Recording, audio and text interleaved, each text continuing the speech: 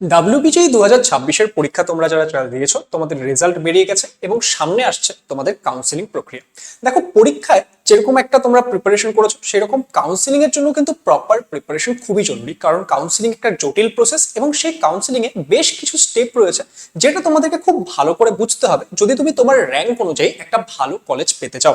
এবং আজকের এই ভিডিওতে আমি তোমাদেরকে ডাব্লিউবিজে এর পুরো কাউন্সিলিং প্রসেস সেটা এক্সপ্লেন করে দেব এবং ডাব্লিউবিজে এর কাউন্সিলিং এর জন্য আমি তোমাকে অ্যাসুরেন্স দিচ্ছি পুরো ইউটিউবের মধ্যে বেস্ট ভিডিও তুমি যেটা পাবে সেটা হচ্ছে এই ভিডিওটা, কারণ এই ভিডিওটা যদি তুমি মন দিয়ে দেখো ডাব্লিউবিজে এর পুরো counselling process A to Z তোমার কাছে ক্লিয়ার থাকবে এবং এমন অনেক স্টেপ রয়েছে যেখানে তুমি যদি ভুল করো তাহলে তোমাকে কিন্তু কাউন্সিলিং প্রক্রিয়া থেকে বের করে দেওয়া হতে পারে, তুমি যেই কলেজটা পাচ্ছ সেটাও তোমার হাত থেকে চলে যেতে পারে। তাই পুরো জিনিসটা ভালো করে বুঝে নেওয়ার চেষ্টা করবে এবং তার জন্য এই ভিডিওটাকে শুরু থেকে শেষ অবধি মন দিয়ে দেখবে।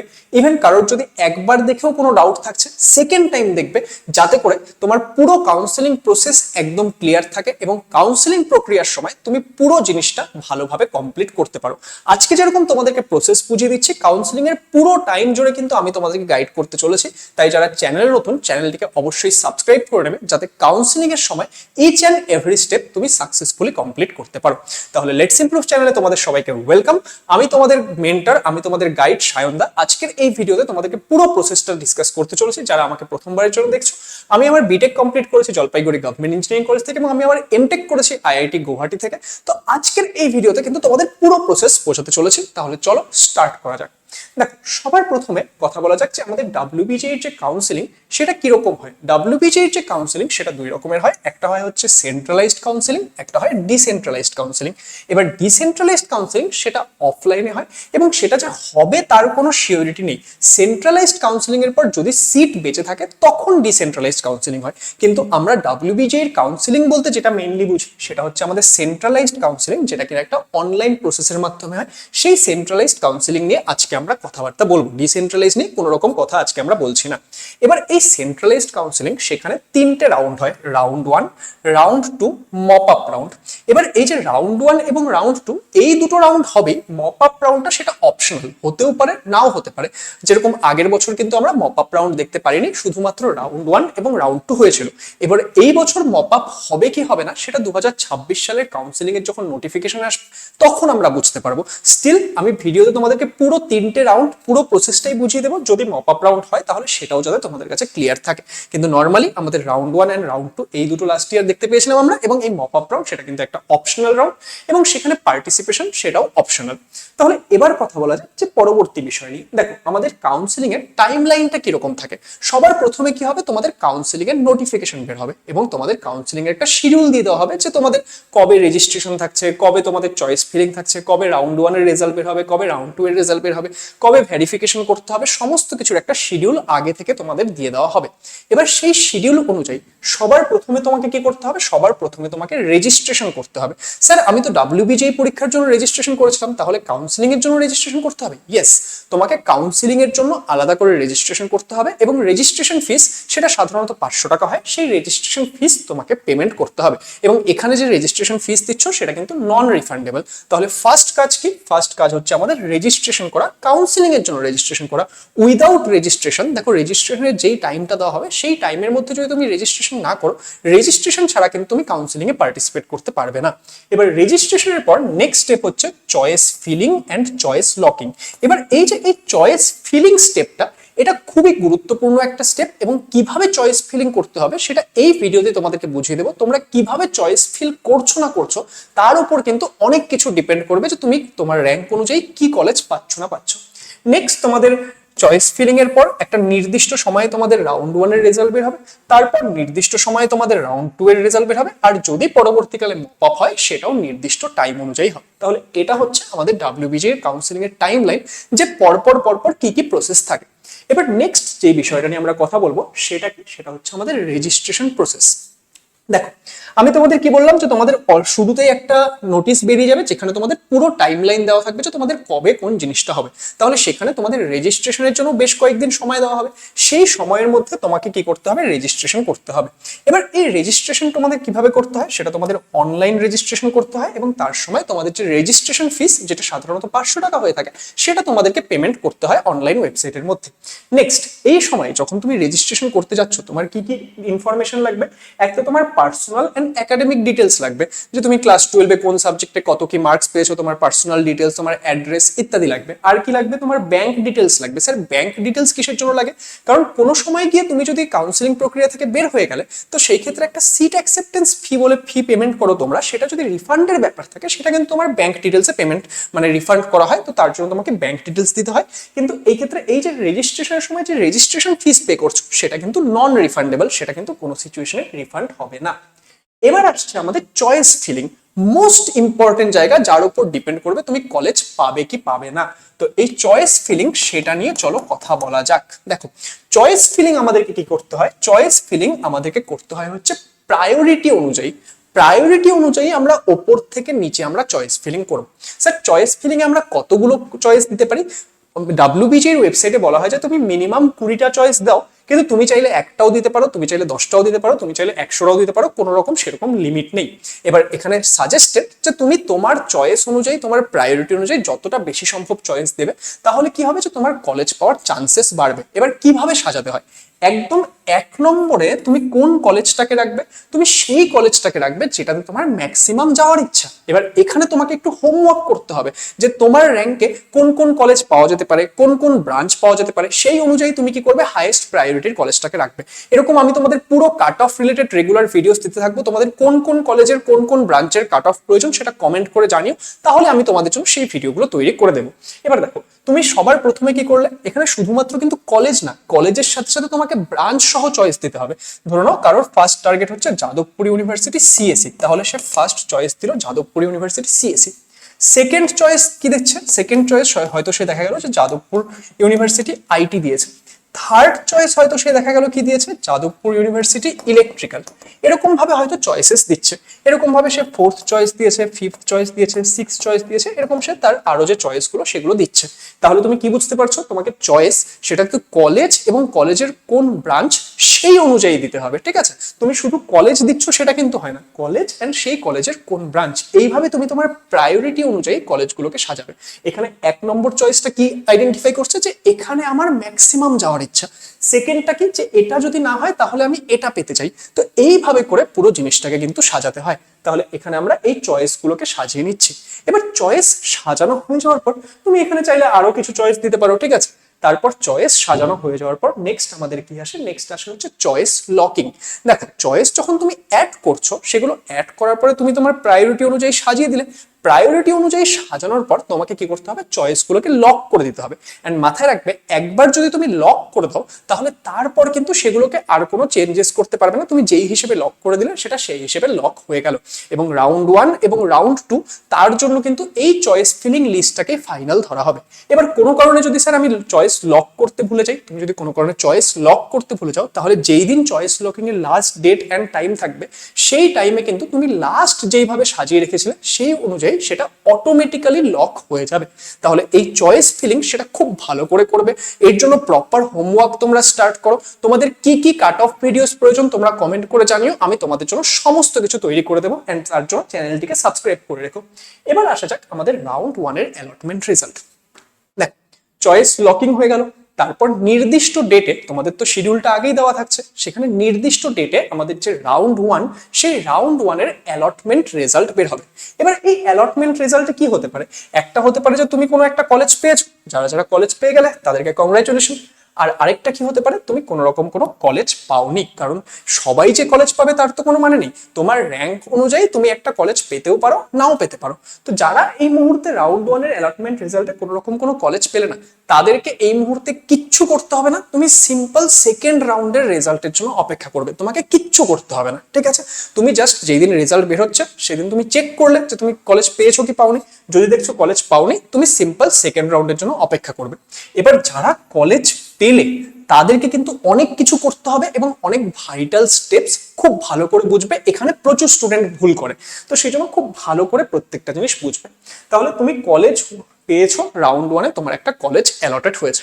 তাহলে তোমার সবার প্রথম কাজ কি হবে? সবার প্রথম কাজ হবে সিট অ্যাকসেপ্টেন্স ফি পে করা। তুমি যেই কলেজটা পেয়েছো, তোমার যদি মনে হয় যে আমি কাউন্সিলিং প্রক্রিয়ায় থাকতে চাই, এবার তোমার হতে পারে যে সেই কলেজটা হয়তো তুমি ভর্তি হবে না, তুমি চাও যে আচ্ছা আমি আপকামিং কলেজগুলোতে ট্রাই করবো, আমার উপরের দিকে চয়েসগুলো ট্রাই করবো, সব আমি বোঝাবো। কিন্তু তুমি যদি কাউন্সিলিং প্রক্রিয়ায় থাকতে চাও এবং তুমি যদি এক্ষেত্রে রাউন্ড ওয়ানে একটা সিট পেয়েছো, তাহলে সবার প্রথম কাজ হচ্ছে সিট অ্যাকসেপ্টেন্স ফি পে করা, এবং এটা তোমাকে করতেই হবে। এবং এটা কত? এটা হচ্ছে 5,000 টাকা হয় সাধারণত, ঠিক আছে? এই বছরের নোটিশ বের হলে বোঝা যাবে যে এই বছর কত, কিন্তু সাধারণত এটা 5,000 টাকা হয়। সেই 5,000 টাকা তোমাকে সিট অ্যাকসেপ্টেন্স ফি পে করতে হবে। তুমি গভর্নমেন্ট কলেজ পাও, প্রাইভেট কলেজ পাও, যেই কলেজে পাও, তোমাকে 5,000 টাকা সিট অ্যাকসেপ্টেন্স ফি পেমেন্ট করতে হবে। সিট অ্যাকসেপ্টেন্স ফি পেমেন্ট করার পর তুমি কি ডাউনলোড করতে পারবে? Seat allotment letter.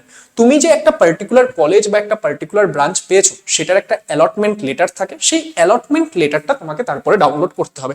এই ডাউনলোড করার অপশনটা কিন্তু তখনই আসবে যখন তুমি অ্যাকসেপ্টেন্স ফিটা পেমেন্ট করেছো। এবার এটা পেমেন্ট করে ডাউনলোড করার পর তোমাকে কি করতে হবে? ভেরিফিকেশনের জন্য যেতে হবে। এবার তোমাদের শিডিউল অনুযায়ী আগেই বলা থাকবে যে কবে কি ভেরিফিকেশন হচ্ছে। এবার সেখানে কিন্তু তোমাকে ভেরিফিকেশনের জন্য যেতে হবে।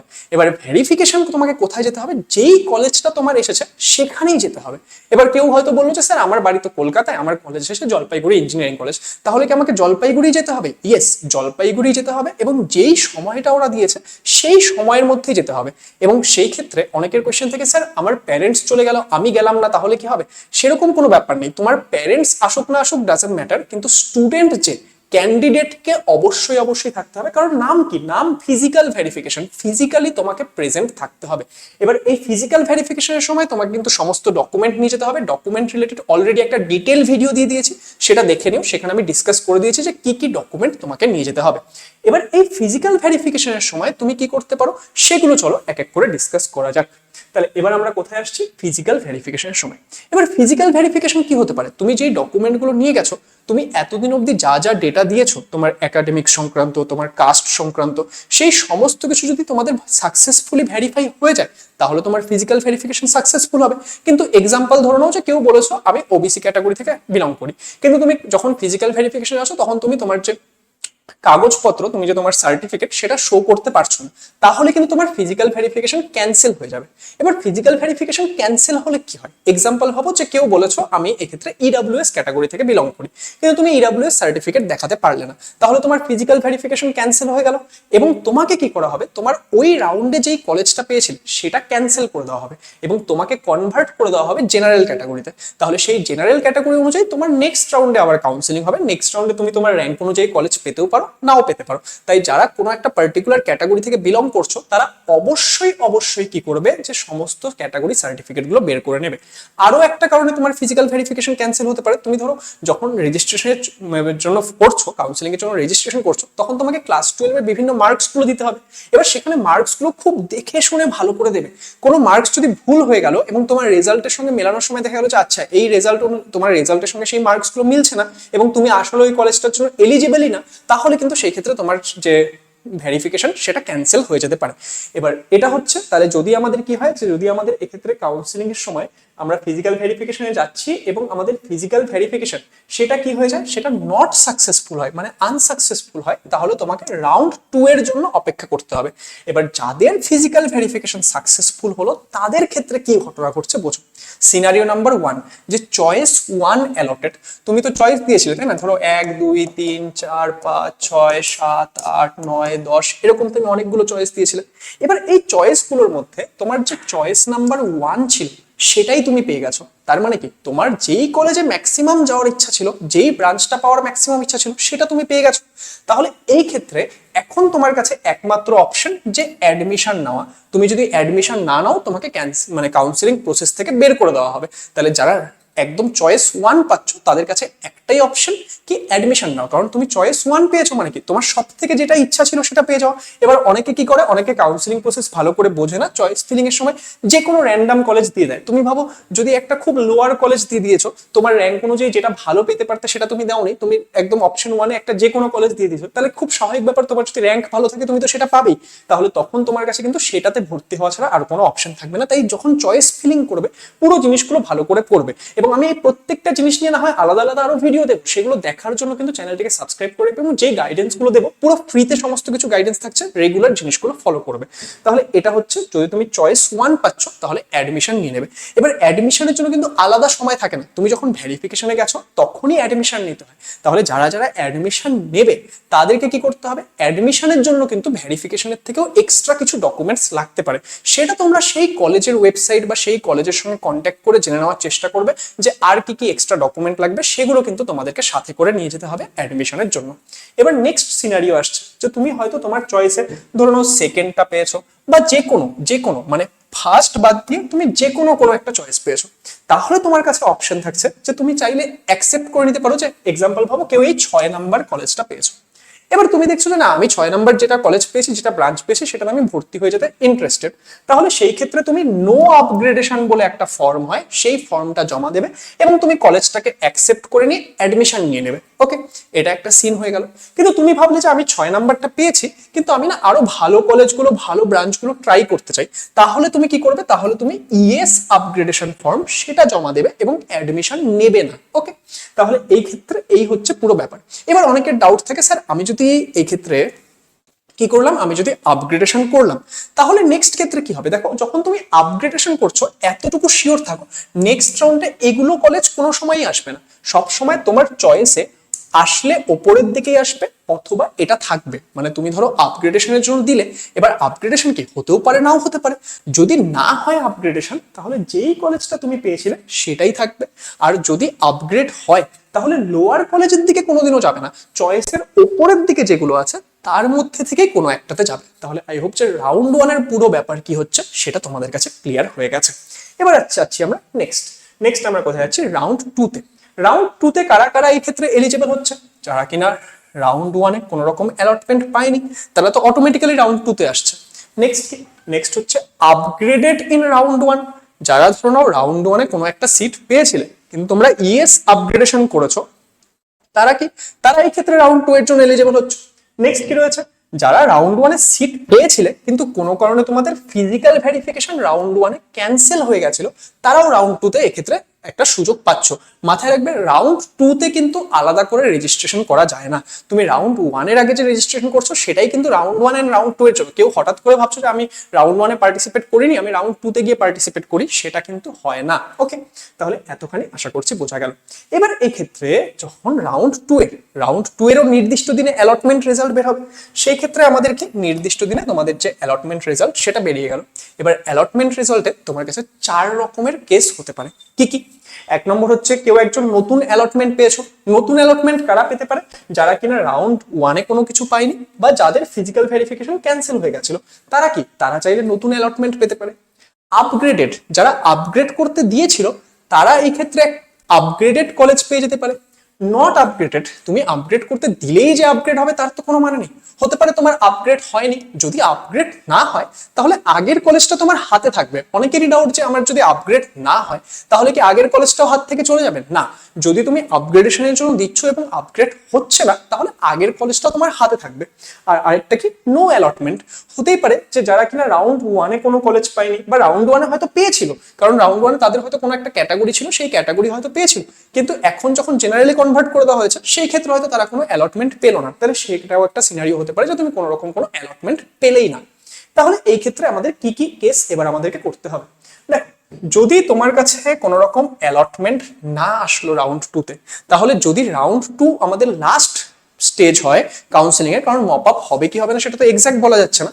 যদি আমাদের লাস্ট স্টেজ হয় তাহলে তুমি এই বছর মানে সরি টু সে যে তুমি কাউন্সিলিং এর মাধ্যমে কোনো রকম কোনো কলেজ পেলে না, তোমাকে যদি ডিসেন্ট্রালাইজড কাউন্সিলিং কোনো কলেজে হয়, যদি সিট বাকি থাকে সেটার জন্য অপেক্ষা করতে হবে।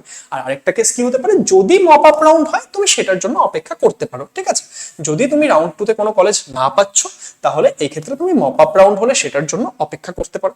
নেক্সট কি, নেক্সট হচ্ছে যারা ধরো নাও এক্ষেত্রে ভেরিফিকেশন ক্যান্সেল হয়েছিল রাউন্ড 2 তে, কিন্তু সরি রাউন্ড 1 এ যাদের ভেরিফিকেশন ক্যান্সেল হয়েছিল কিন্তু রাউন্ড 2 তে এসে তুমি কি পেলে, একটা কলেজ অ্যালটমেন্ট হয়ে গেল, তাদেরকে কি করতে হবে, তারা দেখো সিট অ্যাকসেপ্টেন্স ফি তো আগে পেমেন্ট করেছোই, সিট অ্যাকসেপ্টেন্স ফি যে কোনো রাউন্ডে তুমি পে করো সেটা একবারই পে করতে হয়, একের বেশিবার করতে হয় না। তাহলে সিট অ্যাকসেপ্টেন্স ফি তো আগে পেমেন্ট করেছো, এখন তোমাকে কি করতে হবে, নতুন সিট অ্যালটমেন্ট রেজাল্ট যে লেটারটা সেটা ডাউনলোড করতে হবে এবং যেখানে অ্যালটমেন্ট পেয়েছো সেখানে গিয়ে ফিজিক্যাল ভেরিফিকেশন করাতে হবে। এমন না কিন্তু কিছু তুমি সাথে সাথে অ্যাডমিশন নিয়ে নিচ্ছ, তোমার তো আগের বার যে ভেরিফিকেশনটা সেটা ক্যান্সেল হয়ে গেছিল, তাহলে তোমাকে এখন গিয়ে সবার আগে ভেরিফিকেশন সাকসেসফুল করতে হবে।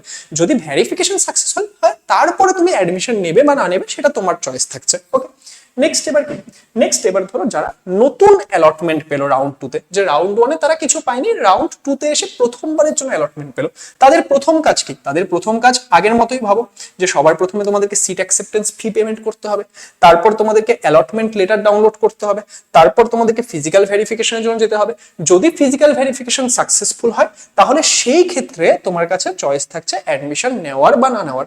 এবার একটা জিনিস বোঝো, আমি ধরে নিচ্ছি মপ আপ রাউন্ড হচ্ছে, এবার তুমি এই ক্ষেত্রে পেয়েছো চয়েস নাম্বার 1, তুমি ভাবলে যে আমি অ্যাডমিশন নেব না, আমি মপ আপ রাউন্ডে পার্টিসিপেট করব, কারণ মপ আপ রাউন্ডে যদি পার্টিসিপেট করতে হয় তারাই পার্টিসিপেট করতে পারে যারা আগের কোনো রাউন্ডে অ্যাডমিশন নেয়নি। কিন্তু এখানে ধরো তুমি চয়েস নাম্বার 1 পেয়েও অ্যাডমিশন দিলে না, তাহলে কিন্তু তোমাকে কাউন্সিলিং এর বাইরে বের করে দেবে। একটা জিনিস একদম ক্লিয়ার করে নাও, কোনো সময়ে গিয়ে যদি তুমি চয়েস নাম্বার 1 পাচ্ছ তাহলে তোমার কাছে একটাই অপশন যে অ্যাডমিশন নেওয়া, আদারওয়াইজ তুমি কাউন্সিলিং প্রক্রিয়ার বাইরে।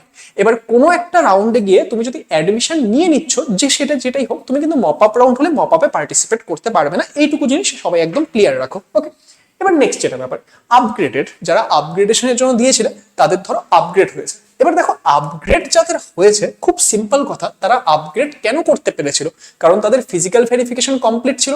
তাহলে তোমাদের ফিজিক্যাল ভেরিফিকেশন কিন্তু করার কোনো ব্যাপার নেই, তোমাদের যে নতুন কলেজ, দেখো আপগ্রেডে কি হতে পারে, তোমার যে নতুন কলেজই আসবে তাও তো না, তোমার হতে পারে সেম কলেজে আরেকটু বেটার ব্রাঞ্চ এসেছে, তাহলে তোমার নতুন কলেজ হোক বা নতুন ব্রাঞ্চ হোক, সেখানে তুমি যদি চাও যে অ্যাডমিশন নেবো তাহলে তুমি অ্যাডমিশন নেবে, যদি তোমার মনে হয় অ্যাডমিশন নেবো না তাহলে না নেবে, ঠিক আছে। কিন্তু ওই যদি তোমার চয়েস নাম্বার 1 আসে আর তুমি যদি অ্যাডমিশন না নাও তাহলে কিন্তু পরবর্তীকালে মপ আপ হলেও সেখানে তুমি আর পার্টিসিপেট করতে পারবে না, কারণ মপ আপে দেখো, মপ আপে তুমি যে কোনো রাউন্ডে অ্যাডমিশন নিয়ে নিচ্ছ, তুমি মপ আপে আর পার্টিসিপেট করতে পারছো না। কিন্তু কেউ যদি এরকম ভাবলে আমি চয়েস নাম্বার 1 পেয়েছি, আমি এখন অ্যাডমিশন নেবো না, আমি মপ আপে পার্টিসিপেট করবো, সেটা কিন্তু হয় না। চয়েস 1 পেলে তোমার একমাত্র অপশন আইদার তুমি অ্যাডমিশন নাও অথবা তুমি কাউন্সিলিং প্রক্রিয়া থেকে বেরিয়ে যাও। ওকে, নেক্সট কি, নট আপগ্রেডেড। নট আপগ্রেডেড হলে কি হবে, তোমার যে আগের কলেজটা বা আগের ব্রাঞ্চটা সেটাই কিন্তু থাকবে। এবার তোমার যদি মনে হয় সেটাই তুমি অ্যাডমিশন নেবে তাহলে গিয়ে অ্যাডমিশন কমপ্লিট করবে, আর যদি মনে হয় না অ্যাডমিশন নেবো না তাহলে নেবে না, সিম্পল হচ্ছে এটা।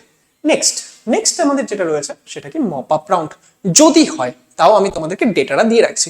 যদি মপ আপ রাউন্ড হয় সেখানে কিরকম ব্যাপারটা হয় মাথায় রাখবে, এটা একটা অপশনাল রাউন্ড, এটা হতেও পারে নাও হতে পারে, এবং এখানে পার্টিসিপেট করা সেটাও তোমার জন্য অপশনাল, তুমি পার্টিসিপেট করতেও পারো নাও করতে পারো। ওকে, নেক্সট আমাদের কারা কারা মপ আপ রাউন্ডের জন্য eligible. Not allotted any seat in round 1 round 2, যারা রাউন্ড 1 এ বা রাউন্ড 2 তে কোনো রকম সিট পায়নি তারা চাইলে এই ক্ষেত্রে মপ আপ রাউন্ডে পার্টিসিপেট করতে পারে। Next, seat allotted, seat allotment হয়েছিল কিন্তু অ্যাডমিশন নেয়নি, তারাও মপ আপ রাউন্ডে পার্টিসিপেট করতে পারে, কিন্তু এখানে একটা শর্ত অ্যাপ্লিকেবল হবে যে সিট অ্যালট হয়েছিল সেটা যাতে চয়েস 1 না হয়ে থাকে। চয়েস 1 এ সিট অ্যালট হয়েছিল কিন্তু অ্যাডমিশন নেয়নি, তাহলে তারা তো কাউন্সিলিং এর বাইরে। ওকে, আচ্ছা, তাহলে seat allotted but didn't take any admission. Next, আচ্ছা এবার এখানে একটা ইম্পর্টেন্ট বিষয়, অনেকে ভাববে যে আমার না সিট অ্যালট হয়েছে কিন্তু আমি তো এই রাউন্ডে কি করব, আমি তো এই রাউন্ডে ভর্তি হব না, আমি মপ আপে গিয়ে আরেকবার ট্রাই করতে চাই, তাহলে আমি এখন এক কাজ করব, সিট অ্যাকসেপ্টেন্স ফিও দেবো না, ফিজিক্যাল ভেরিফিকেশনও করাবো না, তাহলে কিন্তু চলবে না। যে কোনো রাউন্ডে তুমি কলেজ পাও, তুমি যদি কাউন্সিলিং প্রক্রিয়ায় টিকে থাকতে চাও তোমাকে সিট অ্যাকসেপ্টেন্স ফি পে করা এবং ফিজিক্যাল ভেরিফিকেশন করা কম্পালসারি। তুমি যদি এই দুটোর মধ্যে না করো তাহলে ধরা হবে তুমি কাউন্সিলিং এ ইন্টারেস্টেড না, নেক্সট রাউন্ডে তোমাকে আর কোনোভাবেই অ্যালাউ করা হবে না, তোমাকে কাউন্সিলিং এর বাইরে বের করে দেওয়া হবে। ঠিক আছে, এটা মাথায় রাখবে। তুমি যদি কোনো রাউন্ডে পাচ্ছ কলেজ এবং সেই ক্ষেত্রে তুমি যদি চাও নেক্সট রাউন্ডেও যাবো, স্টিল তোমাকে কিন্তু কি করতে হবে যে সিট অ্যাকসেপ্টেন্স ফি এবং ফিজিক্যাল ভেরিফিকেশন এই দুটো কমপ্লিট করতে হবে। তো এটা মাথায় রাখলে। আর নেক্সট কি, new registration for the mop up round. কেউ ধরো রাউন্ড ওয়ানের শুরুতে পার্টিসিপেটই করেনি কাউন্সিলিং, কিন্তু এখন তার মনে হল না আমি মপ আপ রাউন্ডে একবার ট্রাই করে দেখি, তাহলে মপ আপ রাউন্ডে এসে আবার নতুন করে রেজিস্ট্রেশন করা পসিবল। তাহলে রেজিস্ট্রেশন কখন করা যাচ্ছে? একটা রাউন্ড ওয়ানের শুরুতে করা যাচ্ছে, মপ আপের সময় করা যাচ্ছে। এবার এক্ষেত্রে যারা যারা ধরো আগে রাউন্ড ওয়ানের সময় কাউন্সিলিং এ পার্টিসিপেট করেছিল, তারা যদি মপ আপ রাউন্ডে পার্টিসিপেট করতে হয় তাদেরকে আরেকবার ফিস পেমেন্ট করতে হবে। ঠিক আছে, যে তাদেরকেও রেজিস্ট্রেশন অ্যান্ড ফিস পেমেন্ট করতে হবে।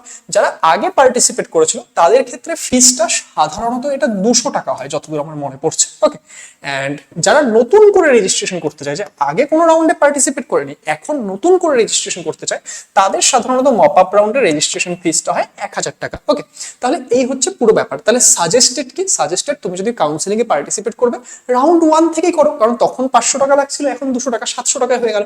মপ আপে এসে সিট কয়টাই বা বেঁচে থাকবে, সেটার জন্য তোমাকে 1000 রুপিস এই ক্ষেত্রে রেজিস্ট্রেশন ফিস পেমেন্ট করতে হবে। এই হচ্ছে ব্যাপার। এবার এখানে অ্যাডমিশন প্রসেস কি থাকছে? সিম্পল, আগের গুলোর মতোই। এতক্ষণে তোমরা বুঝে গেছো যে এই ক্ষেত্রে তোমরা কি করলে, সবার প্রথমে রেজিস্ট্রেশন করলে।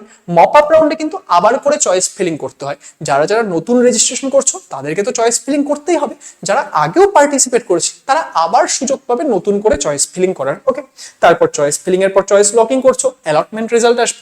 যদি অ্যালটমেন্টে তুমি কলেজ পেলে তাহলে সেই ক্ষেত্রে কি সিট অ্যাকসেপ্টেন্স ফি পেমেন্ট করতে হবে। এবার যারা ধরো রাউন্ড ওয়ান রাউন্ড টু তে সিট অ্যাকসেপ্টেন্স ফি পেমেন্ট করেছিলে, ফিজিক্যাল ভেরিফিকেশন করেছিলে, কিন্তু অ্যাডমিশন নাওনি, তাদেরকে আর এই ক্ষেত্রে ফিজিক্যাল ভেরিফিকেশন বা সিট অ্যাকসেপ্টেন্স ফি পেমেন্ট করার ব্যাপার নেই। তুমি যদি কলেজ পাচ্ছ অ্যাডমিশনে চলে যাবে, কিন্তু যারা প্রথমবারের জন্য পেলে তাদেরকে সিট অ্যাকসেপ্টেন্স ফি পে করতে হবে, ভেরিফিকেশনে যেতে হবে। ভেরিফিকেশন সাকসেস হলে তুমি অ্যাডমিশন নিতে চাইলে অ্যাডমিশন নেবে, যদি মনে হয় যে না অ্যাডমিশন নেবো না তাহলে নেবে না। তো এই হচ্ছে পুরো প্রসেস। তাহলে আজকের যে এই ভিডিও, সেখানে আমি কি করলাম, সেখানে আমি যে WBJEE 2026 তার যে আমাদের কাউন্সিলিং প্রক্রিয়া সেটা কিন্তু পুরোটা ডিসকাস করলাম। এবার যখন নোটিফিকেশন বেরিয়ে যাবে WBJEE 2026 কাউন্সিলিং, তখন যদি কিছু চেঞ্জেস থাকে এর মধ্যে, সেটা না হয় আমি তখন তোমাদের জন্য আলাদা একটা ভিডিও বানিয়ে সেগুলো বলে দেবো। কিন্তু সাধারণত পুরো প্রসেসটা এটাই হয়ে থাকে, প্রত্যেক বছর এই প্রসেসেই কাউন্সিলিং হয়ে থাকে। তো আই হোপ যে তোমাদের কাছে পুরো বিষয়টা ক্লিয়ার। এই ভিডিওটা বানাতে তোমরা বুঝতেই পারছো অনেকখানি সময় আমি ইনভেস্ট করেছি, তাই ভিডিওটা ভালো লাগে সেটাকে লাইক করে দিও, শেয়ার করে দিও, আর আপকামিং ভিডিওগুলো দেখার জন্য চ্যানেলটিকে সাবস্ক্রাইব করে রাখো। আর তোমাদের ভিডিওটা কেমন লাগলো না লাগলো একটা কমেন্ট ছেড়ে যাও, কমেন্টটা স্টার্ট করো WBJEE 2026 দিয়ে। তারপর তোমাদের যে মতামত সেটা তোমরা লিখে যাও, এবং তোমাদের কোনো ডাউট থাকলে সেটাও তোমরা কমেন্ট করে যাও। তো থ্যাংক ইউ সো মাচ সবাইকে ভিডিওটা দেখার জন্য। তোমাদের কাছে আশা করছি পুরো বিষয়টা ক্লিয়ার হয়েছে। কারোর যদি কোনো জায়গায় এখনো ডাউট থাকে আরেকবার বলবো ভিডিওটা দেখে নাও, এবং পরবর্তী সময়ে সম্পূর্ণ গাইডেন্স পাওয়ার জন্য চ্যানেলের সঙ্গে যুক্ত থেকো। আমি তোমাদেরকে পুরো গাইডেন্স প্রোভাইড করতে চলেছি। Thank you so much and all the best সবাইকে।